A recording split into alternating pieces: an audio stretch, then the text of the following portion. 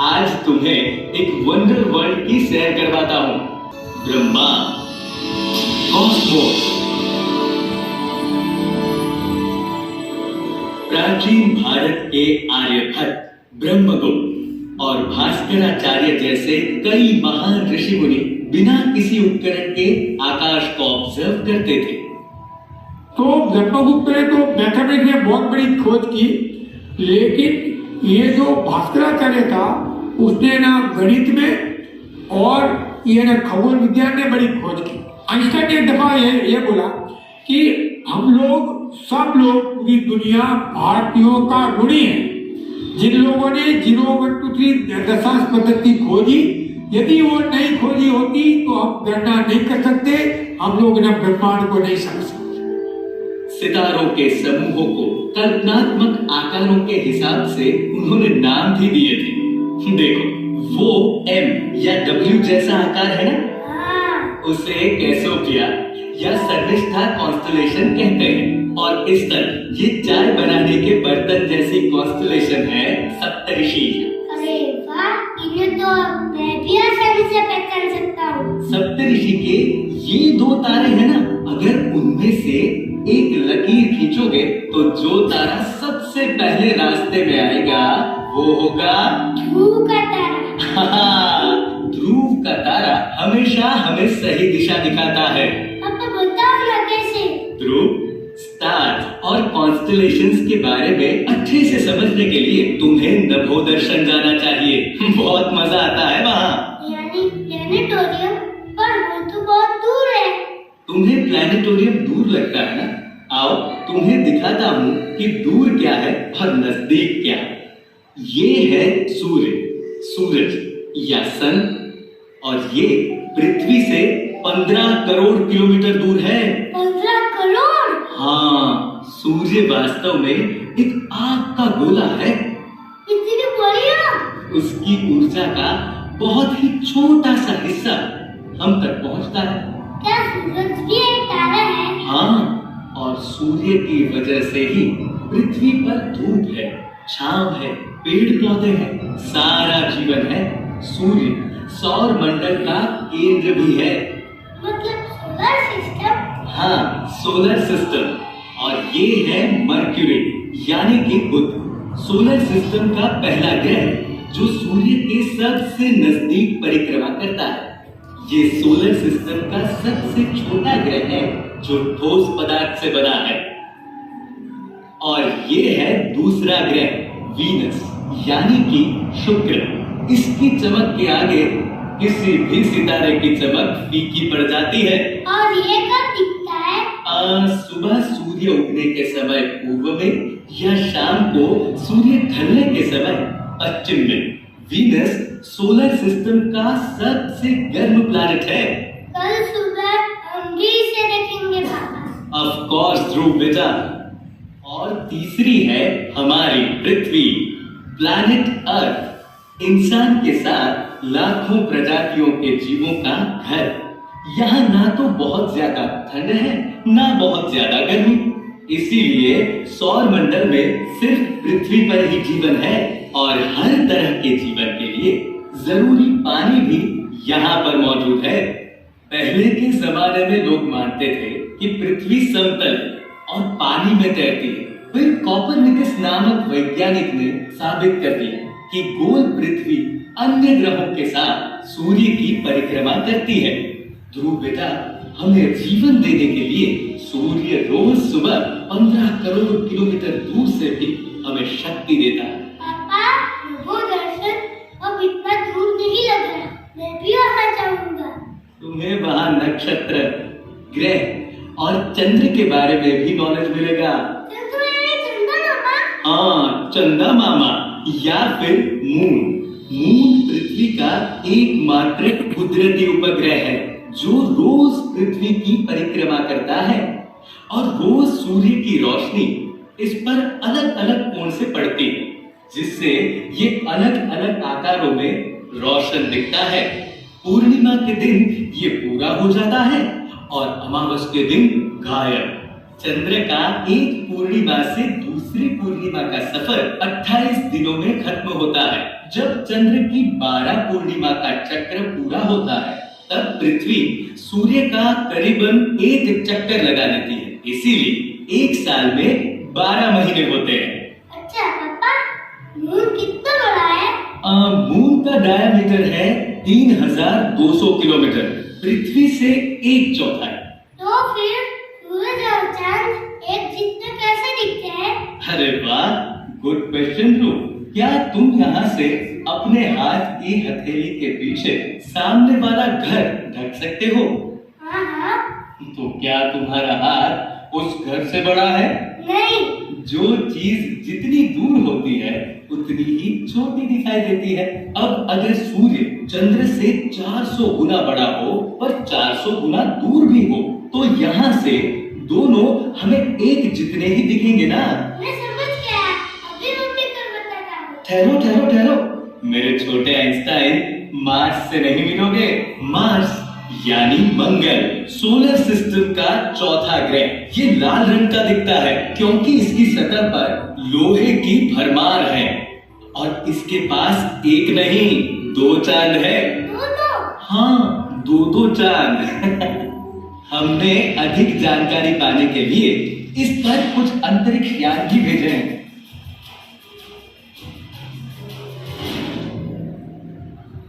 और ये है सोलर सिस्टम का 5वां और सबसे बड़ा ग्रह गुरु यानी जुपिटर।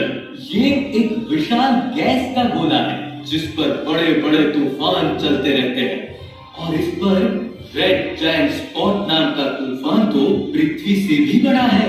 इतना बड़ा तूफान? और जानते हो जुपिटर के पास 60 चांद हैं। 60 मून? हाँ, 60।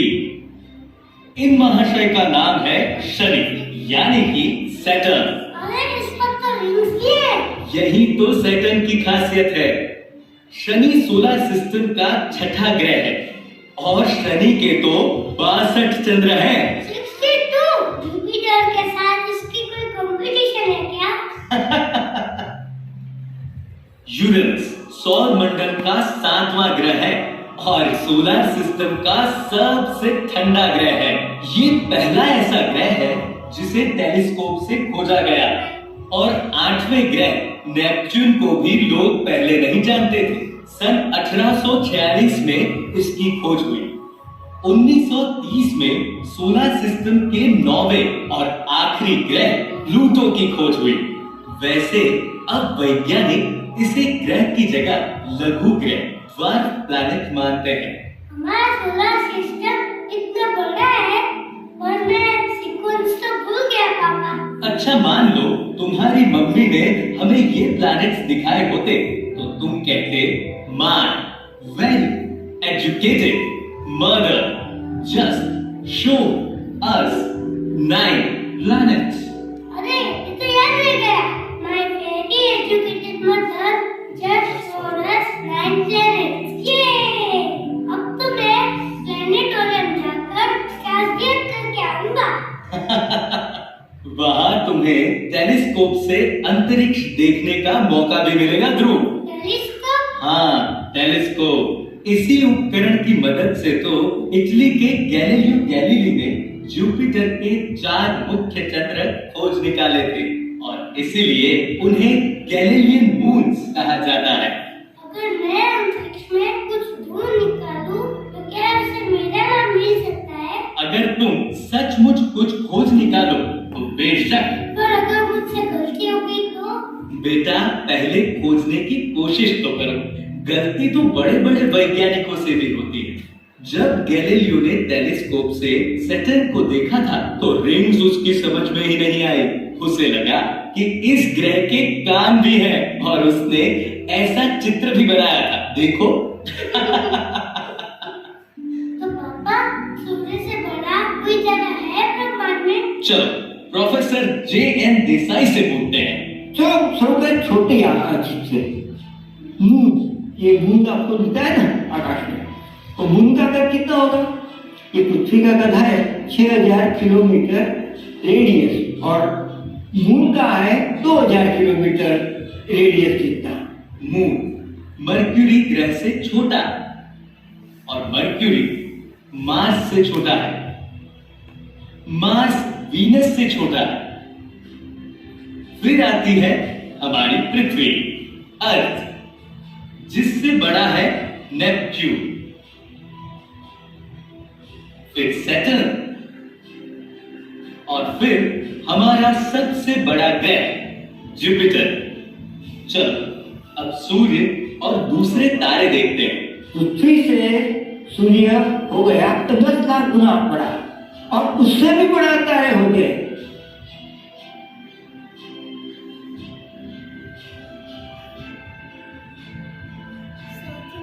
ये ब्रह्मांड में तारे कितने बड़े होते हैं, पर ये है क्या? वायु के गोले।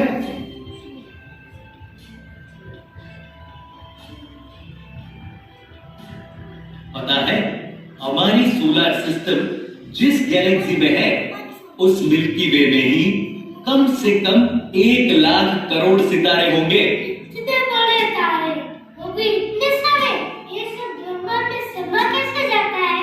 ब्रह्मांड इतना बड़ा है। ब्रह्मांड बहुत बड़ा है, क्योंकि जब हम ब्रह्मांड की बात करते हैं तो सूर्य भी इतना छोटा हो जाता है, एक कण के बराबर, कि हम सूर्य और पृथ्वी की दूरी से भी उसका आकलन नहीं कर सकते। जैसे ध्रुव, तुम्हारा कद करीब 1 मीटर है, तुम्हारे पापा का 1.5 मीटर है।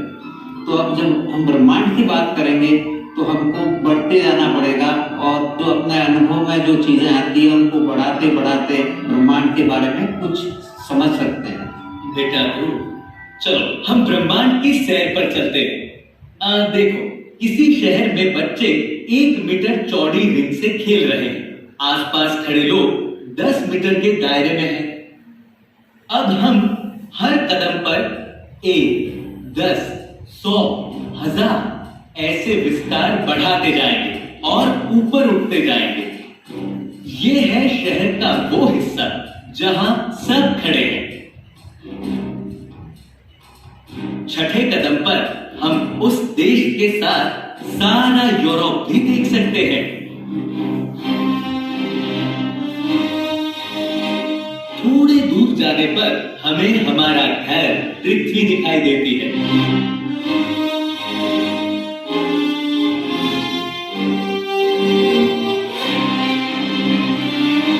8 कदम दूर हम चंद्र को पार कर रहे हैं।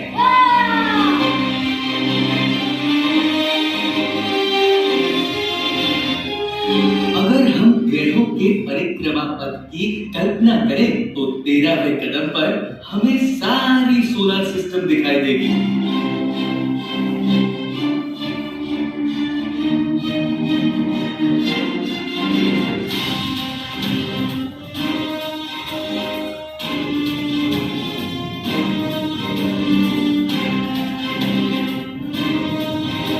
और 15वें कदम पर हम देख सकते हैं कि सूर्य भी अन्य सितारों के बीच एक तारा ही है। यहां से हम ब्रह्मांड के अंतर को प्रकाश वर्ष में नापेंगे। एक प्रकाश वर्ष यानी 1 साल में लाइट जितना अंतर काटती है उतना अंतर, और लाइट 1 सेकंड में 3 लाख किलोमीटर से ज्यादा अंतर काटती है। अरे बाप रे, ब्रह्मांड तो जादू का पिटारा है ना? ये तारे हमसे 5 प्रकाश वर्ष की दूरी पर हैं। अगर हम कोई अंतरिक्ष यान भेजें तो यहां तक पहुंचने में उसे 1 लाख साल लग जाएंगे। उड़ते उड़ते अब हम सौर मंडल से बहुत दूर के सितारों तक पहुंच गए हैं। मंदाकिनी यानी मिल्की वे एक स्पाइरल गैलेक्सी है, आकाशगंगा, जिसमें करोड़ों अरबों खरबों सितारे होते हैं।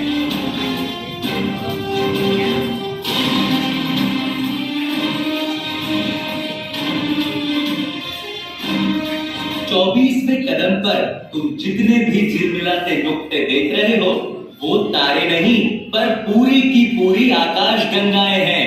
वैज्ञानिकों ने ये भी पता लगाया है कि ये एक दूसरे से दूर जा रही है। ब्रह्मांड फैल रहा है। हमारी आकाश गंगा दूसरी आकाश गंगाओं से मिलकर विराट तक के क्लस्टर और सुपर क्लस्टर बनाती है। ये सब हमसे करोड़ों अरबों प्रकाश वर्ष दूर हैं और अब हम 150 करोड़ प्रकाश वर्ष दूर दिखाई देने वाले ब्रह्मांड के छोर के निकट आ पहुंचे हैं। ब्रह्मांड के इस कॉस्मिक क्षितिज के पार क्या है, ये हमें नहीं पता। पापा, अगर ब्रह्मांड फैल रहा है तो वो कभी छोटा भी होगा ना? या तुम 3rd स्टैंडर्ड में हो या पीएचडी कर रहे हो? इसका जवाब जानने के लिए डॉक्टर राजमल जैन के पास चलते हैं।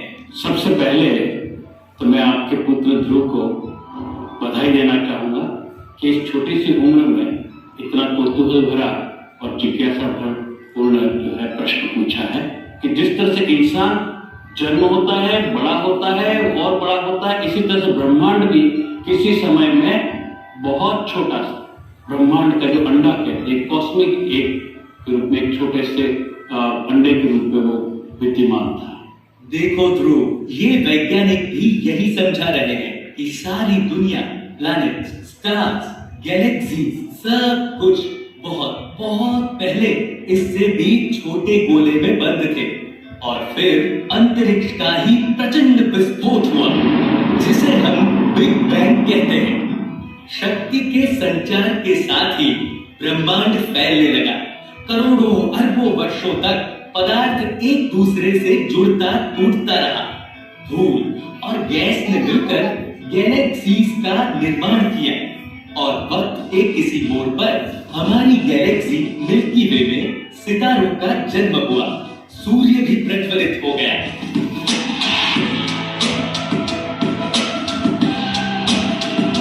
और उसके इर्द गिर्द ग्रहों का गठन शुरू हो गया।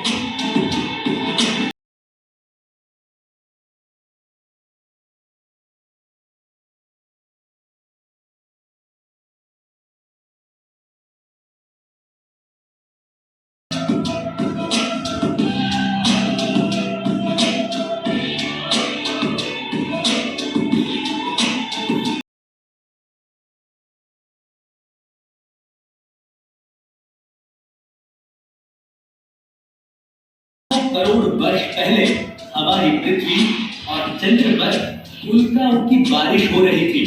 उस वक्त पृथ्वी एक दहकता गोला थी।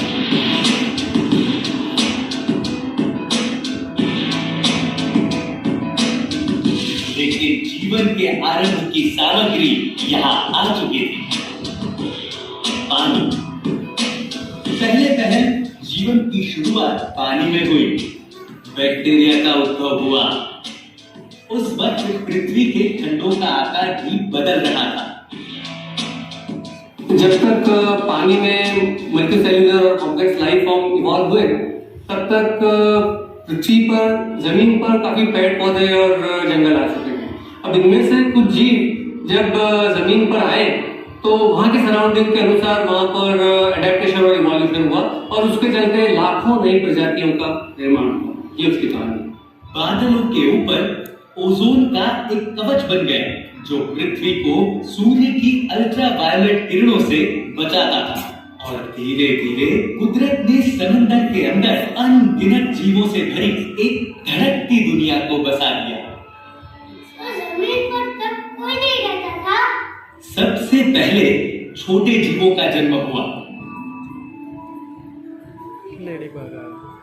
फिर बड़े जीवों के आगमन के बाद प्रकृति ने कुछ को पंख देकर उड़ने वाला पंछी बनाया और कुछ को भूमि का संसार मिला। बिग बैंग के विस्फोट से लेकर इंसान के पृथ्वी पर आने में लगभग 1500 करोड़ वर्ष बीत गए। कुछ ही हजार सालों में इंसान के कुतूहल, बुद्धि और उसकी बनाई टेक्नोलॉजी ने उसे फिर से उन्हीं सितारों की दुनिया का परिचय करवाया।